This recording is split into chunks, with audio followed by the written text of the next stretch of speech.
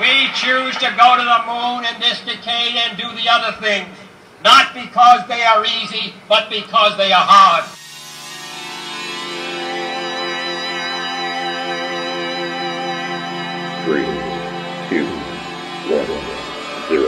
Bill Cushenbery was among the most influential custom car designers and builders of the mid-20th century. Bill learned the art of metal shaping in his father's shop in Wichita, Kansas, but his dreams of building show cars took him to Monterey, California in 1957, where he opened a shop and began chopping and rebuilding factory cars into one-of-a-kind masterpieces like the El Matador. This car attracted a clientele seriously interested in show cars, and Bill built several that are legendary. But the car Cushenbery is best known for was called the Silhouette. With this first scratch-built custom car of its kind, Bill won the Tournament of Fame Award at the 1963 National Roadster Show in Oakland, California, and was thrust into the company of a small group of men who dominated the West Coast show car scene. After his success with the Silhouette, Bill designed and started building what would become his last custom car, the Silhouette 2 Space Coupe, a one-of-a-kind, handmade aluminum body on a Corvair chassis with a bubble top. And since the car was so low to the ground, his original design had no doors. You simply stepped into it. Here's Bill working on the Space Coupe in his Monterey shop in 1963. No doors. Meanwhile, down in North Hollywood, George Barris's shop had more work than they could keep up with. George encouraged Cushenbery to relocate near him, and as soon as Bill moved, Barris sent over his latest commission. I got one thing to say about Cushenbery, which I call him Cushy. To me, he was the best customizer in our group. He was one of the best idea design guys, too. He was terrific. Bill was absolutely unbelievable. See how good Cushy was? I had him do all the fenders on our Batmobile. The car was all metal. I said, Cushy, I need help. I said, we got to get this thing done in 3 weeks. I'll be there, George. And he came down there and he shaped those fenders out. Bill continued work on the Space Coupe between commissions from Barris, and he refurbished cars for Steve McQueen and Frank Sinatra and several owners of Mercedes 300 SLs. The car that introduced gull-wing doors, which clearly inspired Bill with a new design idea for the Space Coupe. Here he is in his North Hollywood shop in 1966 fashioning gull-wing doors, although they don't hinge on top like the 350 SLs, but at the back of the bubble. Another Cushenbery innovation. Sadly, before Bill could finish the car, he had a falling out with his financiers and moved to another shop, thinking that once the dispute was over, he would get the Space Coupe back and finish it. That never happened, and the Silhouette 2 Space Coupe went missing for 3 decades, popping up in a few shops over the years, but ultimately lost to Bill forever. He passed away in December 1998.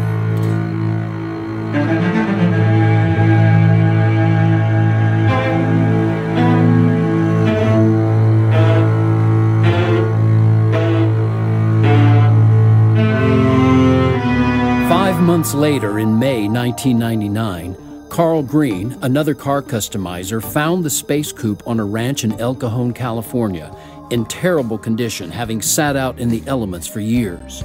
Carl hauled the much-abused car to Darryl Starbird's Rod and Custom Hall of Fame Museum in Oklahoma, where he patched it up enough to exhibit briefly, then stored it for several years until he moved it back to California in 2008. That's when I got involved. My name is Barry Gramillion. I began making a documentary about Carl Green's exciting enterprise to complete this historic car, and I financed the entire project.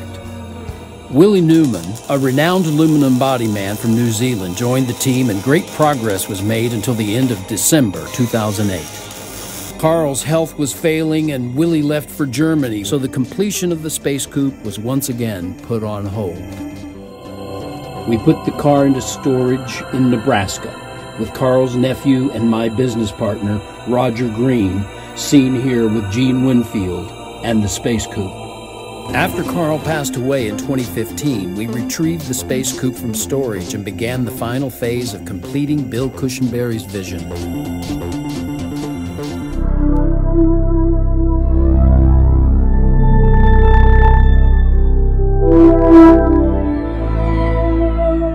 Bill Cushenbery and Darrell were friends in the very beginning of their careers back in Wichita, Kansas, right? Right. I started my shop in 1954. I called it Star Custom Shop.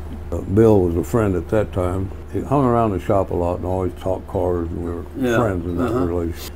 Went lunch together occasionally, and just friends, normal friends.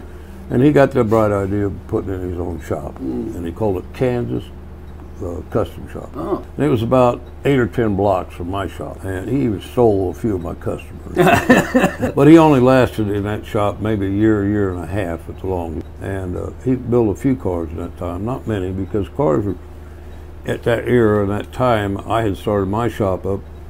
Custom cars were practically unheard of in or hot rods. Yeah, people had hot rods, but not like these cars. Not custom cars as such. A few hot rods, but not many.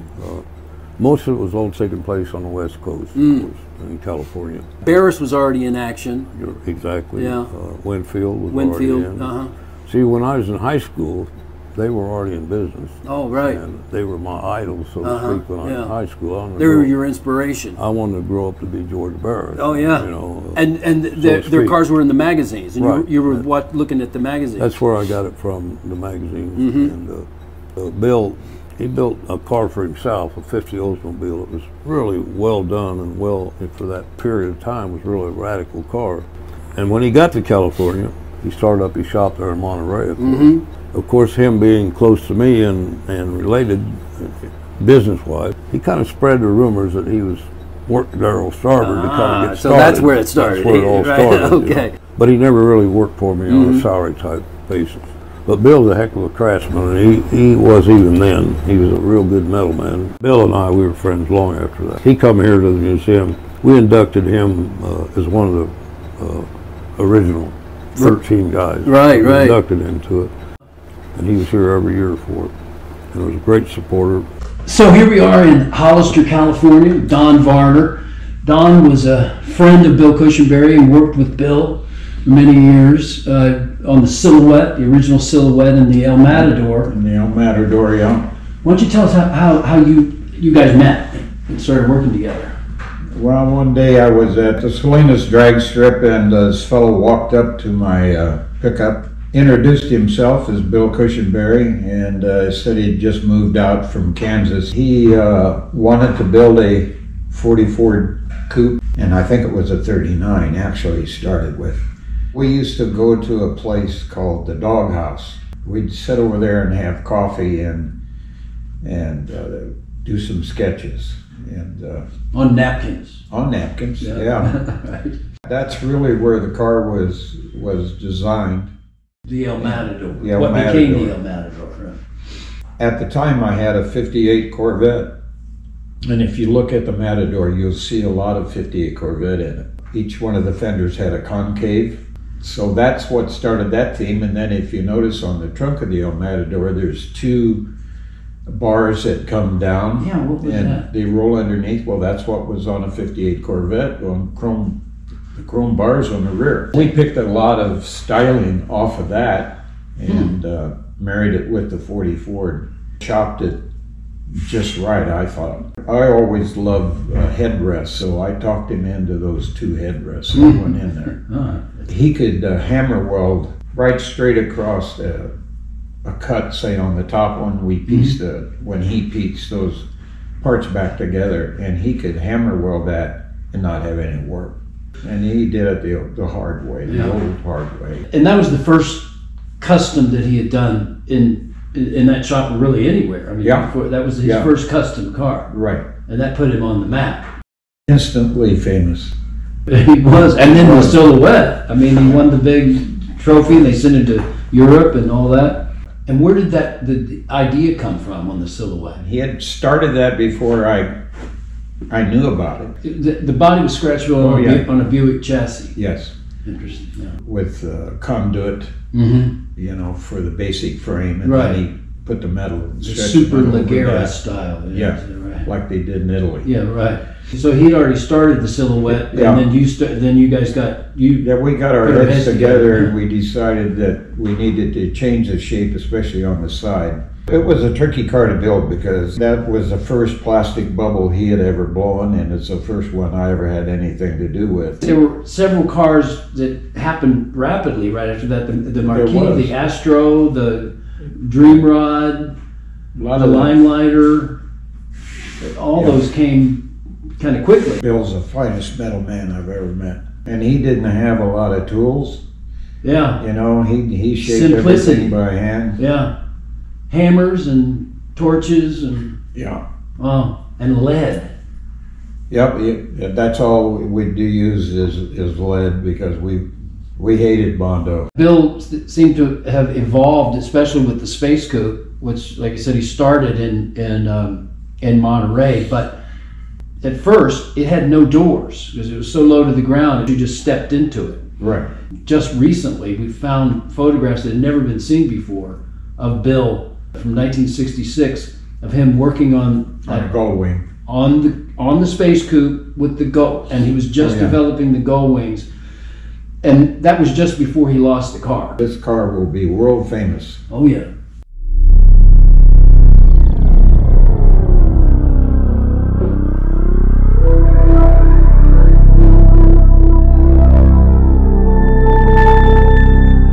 We were walking down the main drag in Castroville, and I looked off the side and said, man, I've got to see this, you know. And I walk up and look in there, and here's the Matador. And I said, oh my God, this is the most beautiful thing I'd ever seen in my life. This is the whole car was just, blew me away. The paint job was like nothing I'd ever seen before, you know. And I was a painter myself anyway. I've been painting, started striping cars in the 50s, you know. But when I seen that, it just blew me away. And Cushenbery and all this, I'd never heard of Bill before, and you know, I got to go see him. So we went over into Monterey, Seaside area, and found his shop. And there was a chain up there, Keep Out. And beautiful. There's Gene Boucher's golden marquee, but it wasn't gold, and it was actually blue pearl, and it was very pretty. And I never seen anything like that. It just blew me away. And he said, can I help you? I said, well, no, I'm from Kansas. And he said, oh, what part of Kansas? I said, McPherson. He goes, oh, Mactown, huh? I says, yeah. I says, I got a lot of friends in Mac.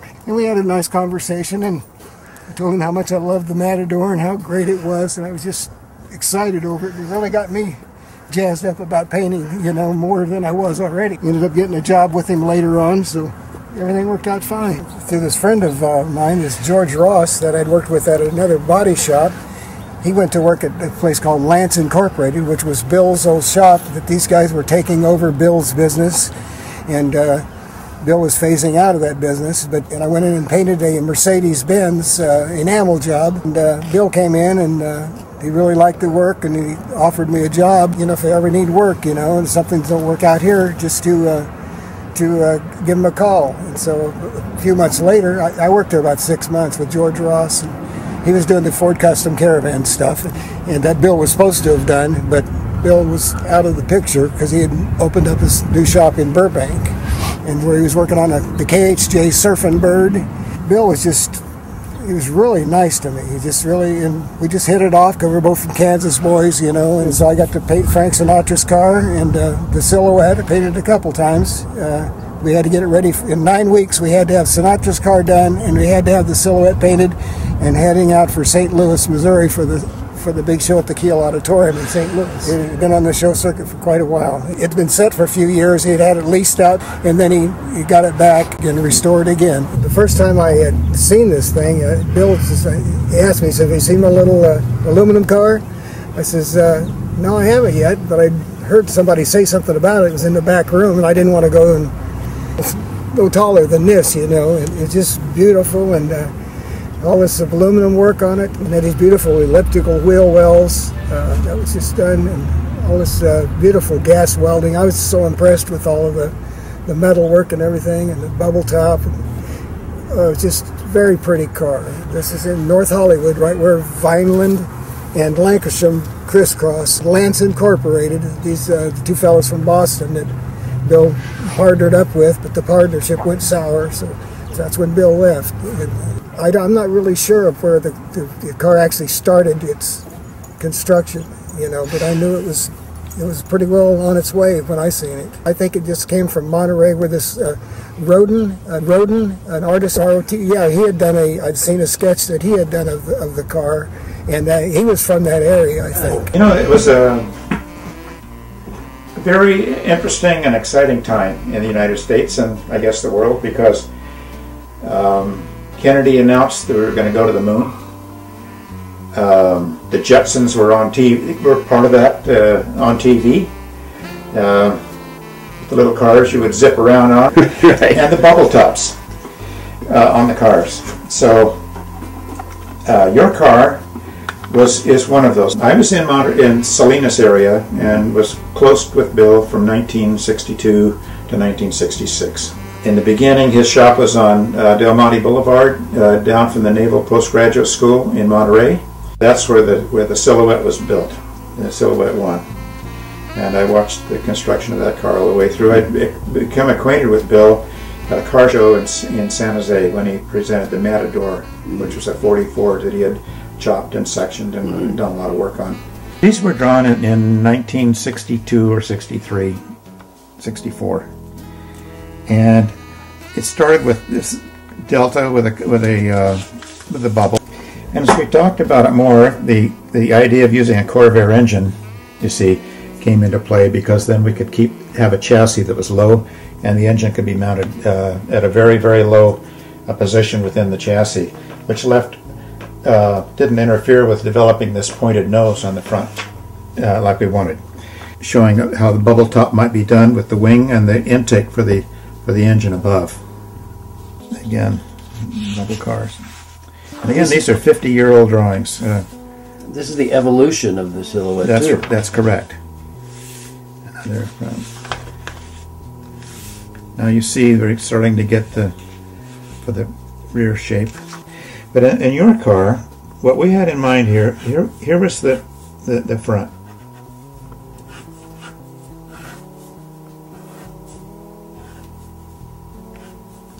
And the bubble. The wheel was tucked on way underneath here, But the bubble itself, we hadn't worked out any details with respect to whether there should be a door cut on the side, or whether the sill would be too high or too low to get in, whatever. And these intakes up here were to be oil coolers for the Corvair engine. So the car probably was started there, and then when he moved down, he brought it back up here, and then he had been there for a year or so already. So I'm not aware of that time span, how much was done on the car. Lance moved in, and they offered a partnership and going to help bail him out of every money problems and stuff. That only lasted probably maybe 6 months to a year or something like that. When their business went sour, that he just stopped working on it, and they took possession of the car, and he just went ahead and moved over to Burbank Boulevard, and opened up his shop over there, where he did the Batmobile and the KCA Surfing Bird and a few other cars. He didn't want anybody else finishing his car without his input. He loved the car. I mean, we always went and doodle on napkins about different little things he had planned to do with it and all this, and he's always doodling like that. Still drawing up plans about things he'd like to do to it and stuff like that. But in '74, I moved from Ventura back to Bakersfield and opened up a shop on Buck Owens Boulevard there.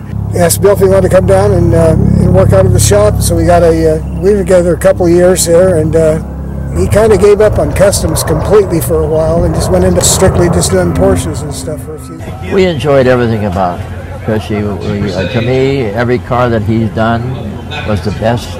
The workmanship was a craftsman. He was a quality man, and the best part, he was fun. The great fun guy. To me, like I said, he was again the top of the heap. A very, very good metal shaper and worker. Very particular. Odd hours though. He liked to put in hours at midnight till 6 in the morning and things like that. And I just wasn't used to that. But I went along with him because I loved the guy. A lot of people don't know this. The Batmobile, when it was first started, was the Lincoln Futura, and it got sent over to Bill's shop with the artwork to start. I worked on that aluminum car you were talking about. I worked on that with him, but I just couldn't get along with his hours. Yeah. His hours just, my wife didn't like it, you know, and I couldn't get used to it. But I went along with him because I loved the guy. I mean, he was just very nice to work with and easy, and yeah. We're good. That's it.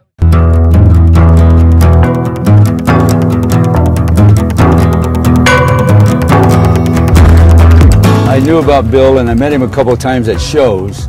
Well, then I never really got acquainted with him until we started doing the custom car caravan, the AMT, you know, thing where we traveled around the country, and then I did a lot of shows with Bill. So I did a show with him in Florida, and we went out on a boat.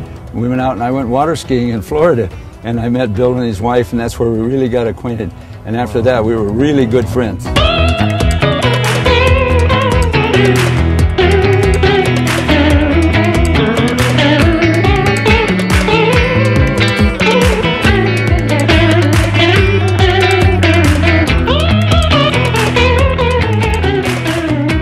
I'll start off with how I became acquainted with Bill, and it all started actually with the Marquis, which is the '56 Ford that Bill radically customized in his shop in Monterey. The car was built originally for Gene Boucher, and it became a mild project, turned into a major project over the years, and evolved into a car being sectioned and parts being grafted on and sculpturing. It came out quite extremely radical. Gene showed the car for a year, a little over a year, and put the car away in the garage for many, many years. I wound up acquiring the car. The only modification I did on the Marquis was something that Bill had wanted to do, and that was to redo the rear wheel wells. He didn't like the way that they came out and wanted to revamp them and bring them down lower. So that was done in the process of the restoration of the body and the body work. So finally the Marquis was finished and went on the show circuit and did very well. Bill was very, very creative. He liked to build exotic, one-off prototype cars. That was really where his heart was. If you look at some of the cars that he built, such as the Silhouette, the Marquis, these cars were really built for one person, and they were show cars. And that's the type of thing that Bill always strived to do, was to make something so unusual, using his talents and exposing his capabilities of making something that would draw people to the car, and they would go around it and look at and find many, many little detail works. That was what Bill's design work was all about.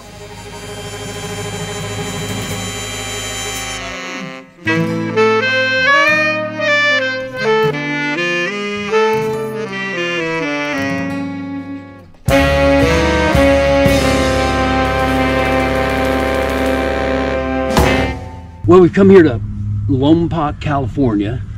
This is Bruce Heather, who came down from Seattle for the show. Bruce is a old friend of Bill's. Tell us about when you first came in contact with Bill. I first met Bill in March of 1963 in Seattle at the first Seattle Roast Show. He had brought the Silhouette there. He had the Silhouette on the display. I was in the 10th grade, and it was really something to see that car. Had you seen it in magazines? No. Oh, it had never been seen before? No, not yet. And I had seen the 44 that he worked on, Bob Crespo car the year before at the World's Fair car show. He had that car there. That was a feature car. Les Popo.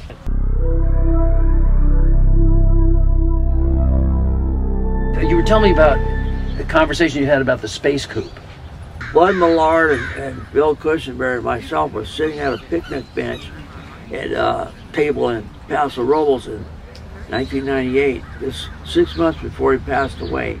He was talking about that car, and he wished that he could find it, but he had no clue what happened to it. And he'd talk about it often. He really wanted to find it. Isn't it interesting that just about a year exactly after that conversation is when it was found in terrible condition in May 1st of, it would have been 1999, so it was the year after you had that conversation. When we found it, the owner of this ranch was about to, Bob Butts, was about to send it off to be crushed. We salvaged it. Just before we go, the space coupe was here when Carl first found it. He brought it out here, and you helped him patch it together. No restoration, just patched it together enough. And it was in your museum, sat in the museum for a couple of years, right? Yeah. Before he brought it back to California when I got involved. We probably had it about 5 years total. Yeah. I would guess something like that. Put a little bubble top on it. Yeah, it fit quite nicely. Did you know about the space coupe when Bill was working on it? Bill told me about the car numerous times. Yeah, every time he was here, we'd talk about it. I thought he was going to finish it. Yeah. You know. Sure, he did too. Anyway, it went south, and he walked away from the car. And he mentioned it, that last interview that he did here at your place in 1997. They asked him, did you do any other cars? And he said, yeah, well, there was this one that got away, and it was going to be a wild thing with gull wings and a bolt top. And he described, and he was talking about the space coupe. He never mentioned the name. The silhouette was this one solid bubble that hinged, at the front. The space coupe started out that way. Jim Roten told us that originally it was going to have no doors. It was just low enough to the ground, you just stepped in, and it was a solid bubble that hinged from the front, just like the silhouette. And we have pictures from 1963 of Bill working on this car in that configuration, no doors, solid bubble, in 63 in the shop in Monterey. However, when he moved down to North Hollywood, one of the jobs that came into his shop were these Mercedes 300 SL, the famous gull wing doors. Bill obviously fell in love with these gull wing doors. Presto, gull wing doors. I'm calling them bat wings now because gull wings open like this. These open like this. You know how bats' wings, they come from the shoulders up like this. So I don't know if bat wings works, but they're not gull wings. You know, so I don't know. I can't. Bat wing sounds good to me. Yeah, exactly. The interest is peaked the moment you see it. Actually, my partner is the one who located it. I think I was reached in a phone call by someone up in Northern California or Central California. It could have been Bakersfield. Jack went up with a trailer, looked at it, he phoned, he was just foaming at the mouth. It was so neat. He says, we've got to get this. You won't believe this car. It's one of the most beautiful things you've ever seen. He was just knocked out by it. And when he brought it to the shop, it was just astounding. What is this? It's a flying saucer? It's a bird? It's a plane? It's a supercar? One time you had told me about after Bill lost the car, walked away from the car, that you saw it on the street or somewhere? I saw it at a body shop, and I recognized it, and then I called up Bill and told him it was there, and I said, I want to buy it. He got mad. He didn't want me to buy it because he didn't want it to be a Gene Winfield car, and I wouldn't have done that anyway. I would have, definitely had it originally built by Bill Cushenbery.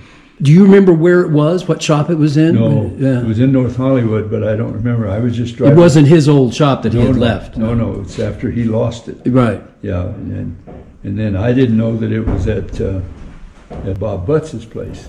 Yeah. I didn't know it was there. I would have bought it. Yeah, nobody knew until it was found. Sitting there in the weeds.